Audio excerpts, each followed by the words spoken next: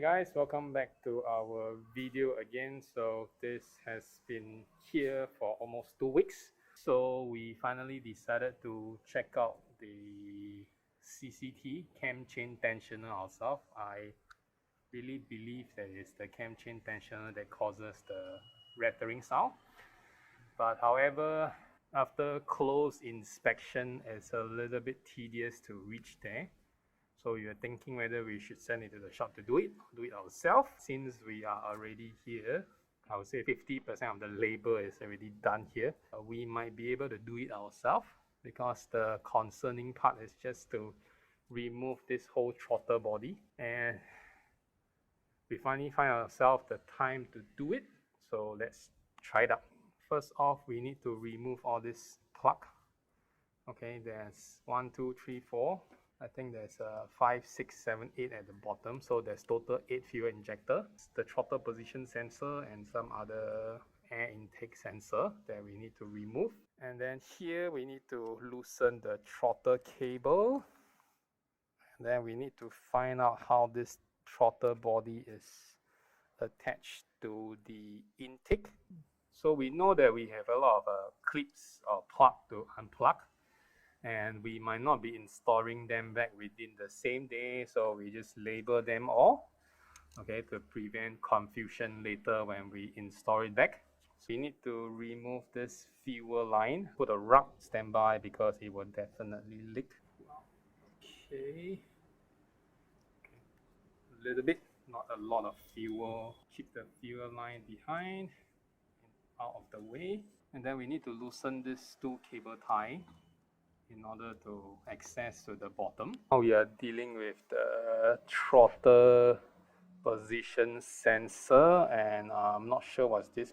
So we remove this here, and then this, and then we will try to go down below, which there's 4 more FI port that we need to disconnect. The clipper of this switch is actually inside the wall here, so I guess we have to take out the whole throttle body before we can unclip that part off. So right now what we're going to do is we loosen the throttle cable, and then we will need to detach it away from that ring thing. We are working at a very tight space to unhook this part here out. Okay, probably we have to make way by removing this regulator, so we have proper space to work on. The space here is really small that you can work on. So finally we loosen the regulator, and then now we have access to the throttle body, which we can release it fairly easily. So next we gotta release this bolt, loosen the second return throttle cable. We should be able to remove the second line from the throttle body. So now it's out of the way. We will be able to detach it from here through that groove. Okay, done. Okay, so the throttle body is actually held by a very small nut. Okay, I'm not sure whether you can see inside here. Let me try to shine that part out. Okay, which is connected with this Allen key. So you need to loosen it to take it out. Okay, you see that? Okay, so we need to loosen that to take it out. Okay, it's easier to access on this side. You see it's this little nut here. We have now loosened both sides of the screw, the bolt. I'm not sure whether it will start moving. So we'll try to slowly feather the throttle body out. Okay, after some time of fiddling, it's finally loose, and then we will have clearer access to remove all this plug. You know, we have to remove this, and the IU cable is also in the way, so we need to find a way to work it through. After some struggle, we managed to detach this, which is the throttle position sensor, and then there's one more black one here. So remove one from the bottom. So now the throttle body is totally free, and you can tell it's pretty dirty. We gotta clean this up, and then we also need to clean this whole area up. is very dirty. So now we have taken out the throttle body, and then you realize that there's a lot of grump here in between, so probably there's some leakage before. It didn't clean up before it reinstalled back everything, so now it's a little bit gumpy here. So now we have sealed all the intake holes, and probably have to clean it before we remove the cam chain tensioner, which is here and its spec. So now we have temporarily like sealed up the holes, and it's grading now, so we are losing light. And we have also take out the throttle body, which is pretty dirty, so we gotta use our throttle body wash to wash it. You can see some carbon build up inside the bottom of the throttle body. What we are trying to do now is to wipe off all the grime as much as we can using our fingers, and then we will use some solution to rinse off the rest, probably like kerosene and some homemade detergent. Okay, not sure why is it causing this, but doesn't seem like a gasket crack. Hopefully it's not. Then probably we have to replace the top gasket if it's the cause of the leak. Okay, we are trying to take out this rubber boot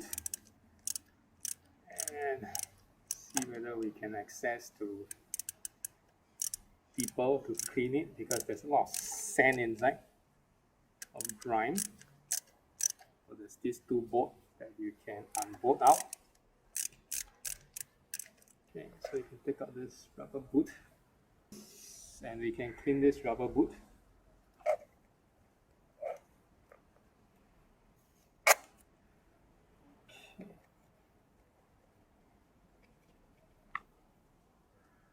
Okay, so after layers and layers of strip down and also loosen this bundle of cable, so we finally have access to the cam chain bolt, which is this tool here. Okay, and now we are trying to loosen it. So we managed to loosen this two bolt that is holding the cam chain tensioner onto the engine. Before we take out the whole cam chain tensioner, we need to ensure that the valve is at top dead center, so the chain is more or less tightened, secure.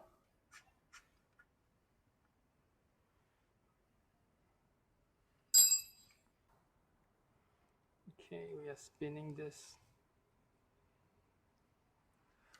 Damn, so hard to spin. Okay, so we have moved the line. You see the line there, and then to that angle thing. So to make sure it's top dead center, we loosen another side, so we got it out and check if it's functional. The space are very cramped. Okay, so we got the CCT out. We seal up all the holes with a masking tape to prevent things from going in. So now that is all more or less sealed up, so we are ready to bring all this back and wash it, and also to check if the cam chain tensioner this is working.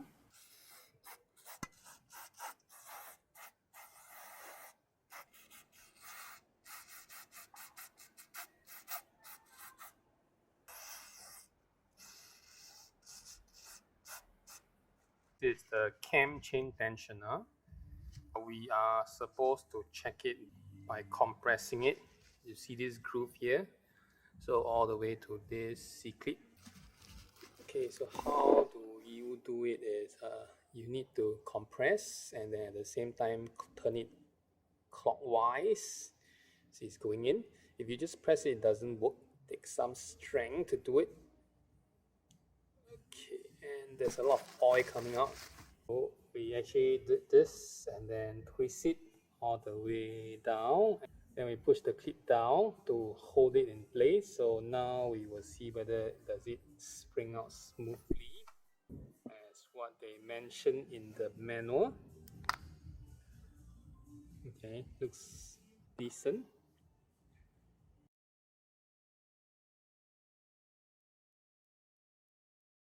So after the inspection of the cam chain tensioner and also some study on the manual and a night of thinking, I decide that we should remove the top cover and do a valve inspection and also to inspect the cam chain. So what we need to do now is to do some prep work. So as we got more time over the weekend, we will start to do the disassembly. And we also need to get the torque wrench for reinstallation of the assembly. What we need to do now is to remove all the coil again, remove this reef valve system, which is connected to your exhaust. I'm not sure whether we need to unplug this. We'll see how. If there's space that we can tuck in, we will tuck in. So one less thing to reassemble back later. Label all the coil. Now we want to remove this air system hose. After a lot of effort, we finally loosened this two pipe. Okay, and we managed to slide this thing out from the frame here. It's just a hook electronic clip here, which we need to explore how we can take it out. Okay, after 15 minutes, we finally loosened this plug. Okay, and I think now we can get this pump thing out. Okay, we see a lot of scrap sponge here. And then we probably take out the mat. Okay, maybe we need to unplug this cable as well to fully has this bundle here to be kept at the back. Another 15 minutes, we finally unplug this. Now we should have enough space to move everything back. Levers that we need clearance for this head gasket. So let us try to take this out. Okay, need to remove this casing. So we have to find a way. The cover is actually here. I think we have to loosen the radiator, move it forward in order to take it out. So we try. Okay, so now we have dropped the radiator. We do see some space that we can take out this plastic. So we're gonna try to slowly maneuver it out. However, we still can't get this plastic piece out, so probably have to remove the whole radiator, which we don't want. It's still hinged on one here. Okay, so we use cable tie to hang it there so it doesn't load and snap any tubing. Okay, and then probably, so after we unplug this fan switch, we are able to take out the plastic piece. Okay, so we gotta wash this part also, and you can clearly see that there's a lot of grime inside, so probably there's some oil leak happening. So now we have to definitely open up the head gasket.